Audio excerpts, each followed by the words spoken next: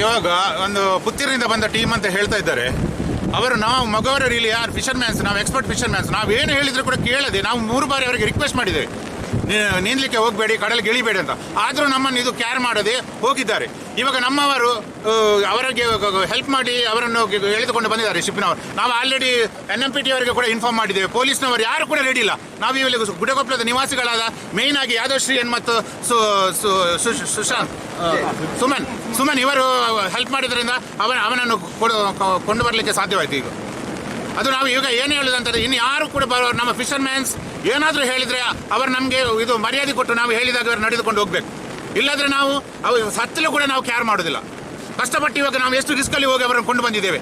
ಇದಕ್ಕೆ ಅವರು ನಮಗೆ ಧನ್ಯತ್ವವನ್ನು ಕೊಡಬೇಕಾಗಿ ನಾವು ಇದು ಮಾಡ್ತಿದ್ದೇವೆ, ರಿಕ್ವೆಸ್ಟ್ ಮಾಡ್ತಿದ್ದೇವೆ.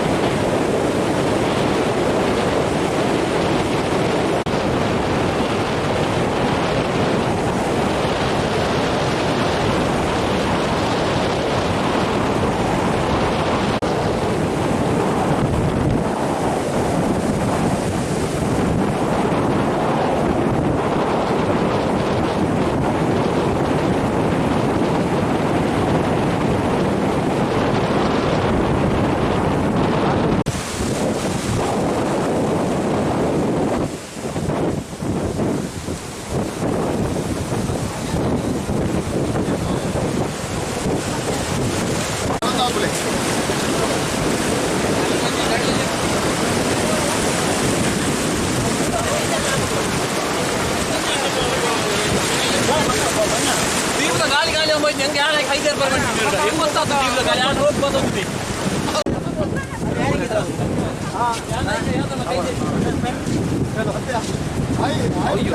ನೀರು